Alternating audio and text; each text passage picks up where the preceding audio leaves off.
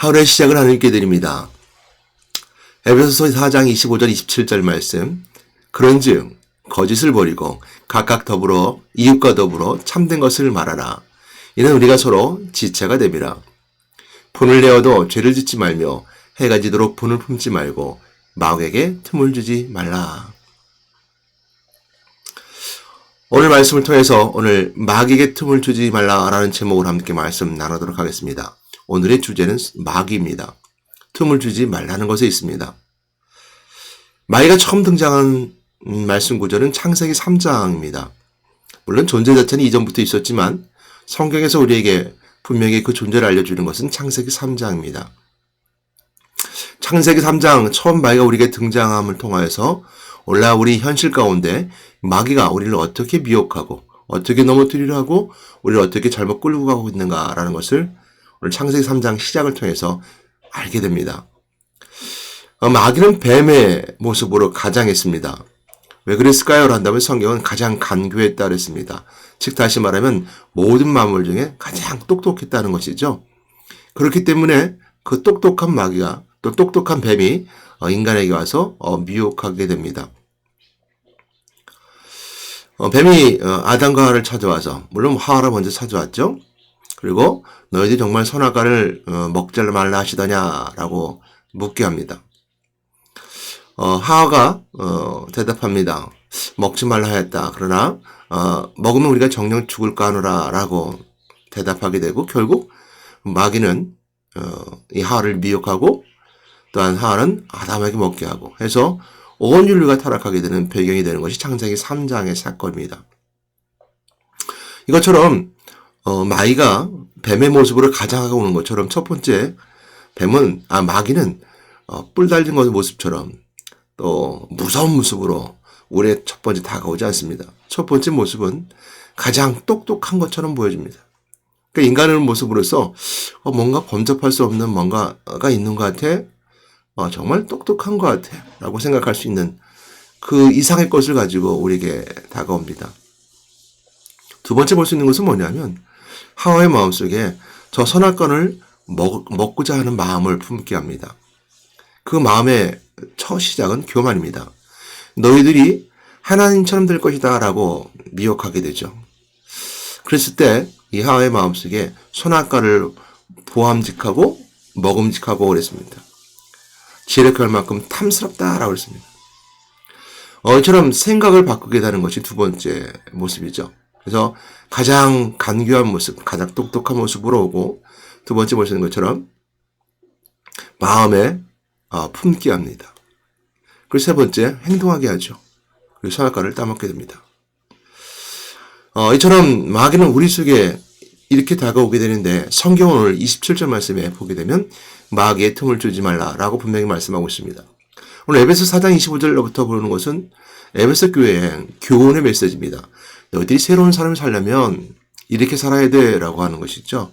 그랬을 때 이제 첫 번째 거짓을 버리고 가까이 이웃과 더불어 참된 것을 말하라 라고 시작하게 되고요. 분을 내지 말아라 26절 말씀하고 있고요. 27절 말씀 마귀의 틈을 주지 말라 라고 하는 것처럼 각각 떨어져서 교훈하고 있는 것 같지만 저는 이 세 구절을 함께 묶어서 봤습니다. 첫 번째 뭐냐면 거짓을 버리라는 것이죠. 거짓을 버려라. 그 이유는 뭐냐면요. 첫 번째 마귀가 미혹하고 아담과 하와가 쫓겨나갈 됨을 통해서 에덴 동산에 쫓겨난 아담과 하와는 모든 인류죠. 모든 인류는 공중 권세 잡은 자, 그 마귀의 포로가 되었습니다. 마귀의 소속된 자가 되었습니다. 그랬을 때 그 마귀를 성경이 뭐라고 표현하냐면 거짓의 아비다. 그리고 너희는 거짓의 아비를 따라서 거짓말하는 사람처럼 살아간다. 라고 하시죠. 이처럼 25절 말씀에 거짓을 버리고 라는 말씀을 함께 연결해서 그걸 생각해 보았습니다. 그래서 마귀는 첫 번째 우리를 거짓말하게 합니다. 세상이 거짓말이 판치는 세상입니다. 어찌 보면 거짓말이 정당화되는 세대이기도 합니다. 진실은 묻히고 진리는 묻힐 뿐만 아니라 거짓이 정당화되는 것. 즉 다시 말하면 내가 누군가를 속여야지만이 내가 뭔가 돈을 벌 수 있어. 내가 누군가 거짓말을 말해야지만이 내가 내 것을 이룰 수 있어. 라는 것이 당연시되는 세상을 살아가는 이치인 것처럼 양육강식 속에 살아가는 인간의 모습인 것처럼 세상은 말하고 있기 때문이죠. 거짓의 아비입니다. 크리스찬들은 그 속에서도 진실되게 살아가고자 하는 것이 바로 크리스찬의 모습이죠.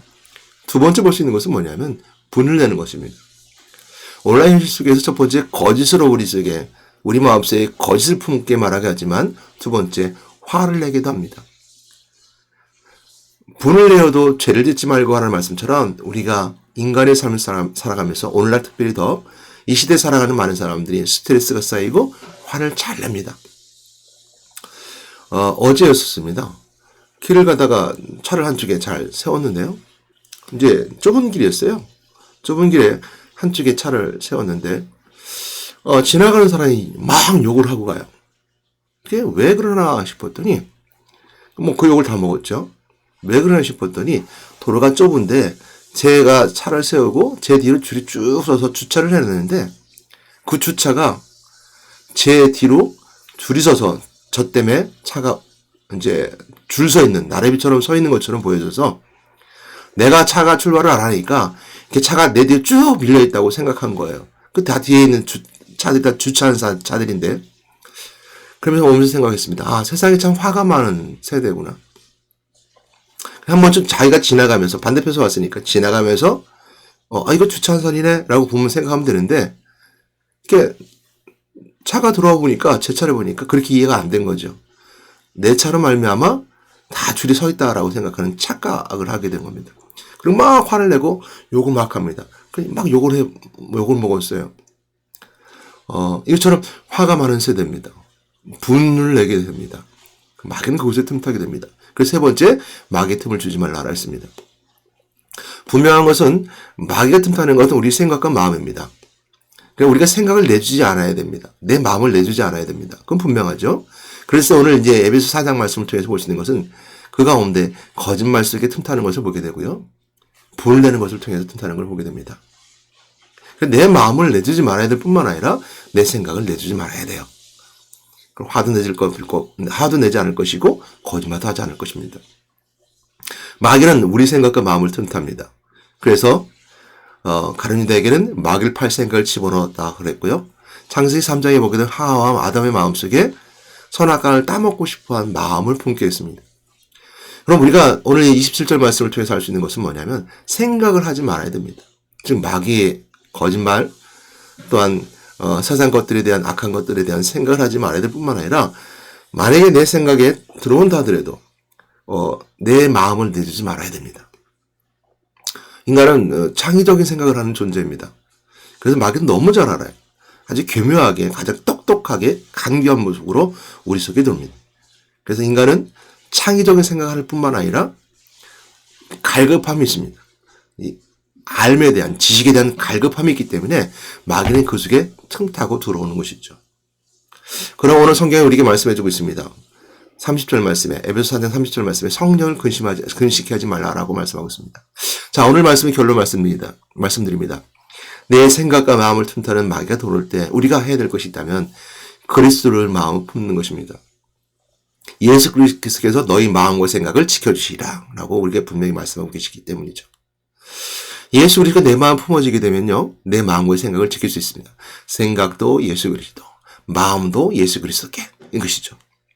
어떤 생각을 품어야 될까요? 막연하게 그리스도라는 생각 품는 것만은 부족합니다.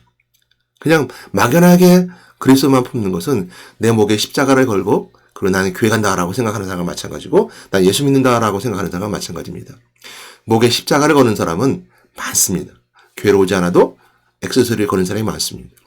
그들은 그냥 십자가만 걸고 있을 뿐이죠. 우리가 그리스도라고 말하는 건 말만 한다면 액세서리를 걸친 십자가에 걸친 액세서리처럼 그냥 걸친 것밖에 되지 않습니다. 그러므로 그리스도라는 것은 나에게 어떤 분이신가라는 것이 분명한 것이죠. 내 존재를 터치하는 하나님 만나게 하신 분, 내 존재를 터치해서 내가 어떤 존재라는 것을 분명히 알려주는 내 죄를 깨닫게 하는 제사함 해주시는 제사장, 그리고 내가 어디로 가야 된다고 하는 내 삶의 목표를 분명하게 해주시는 왕 대신 그리스도 권세, 즉 부활하심을 통해서 우리가 어디로 천국에 가야 될까 알려주시고 그 천국 가기 전까지 우리가 어떻게 승리해야 되는 것인가를 알려주시는 마귀 포로에서 해방받게 하신 왕이신 그리스도를 분명히 깨닫게 된다면 내 시작부터 마지막 할 때까지 오직 믿음을 지켜나가고 성령을 근심하지 않으며 마음과 생각을 지킬 수 있는 은혜가 우리 가운데 있다는 걸 꼭 믿으시고 오늘도 승리한 여러분 되시길 주님의 부탁드리고 건면하며 축원합니다.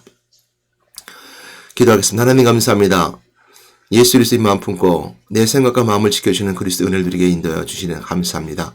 원래 성령을 근심하지 않게 하시고 성령의 은혜로 성령의 역사심으로 마귀 권세를 깨뜨릴 수 있는 그 은혜의 시간을 저희들 인도하여 주시옵소서. 예수 그리스도로 기도드렸습니다. 아멘.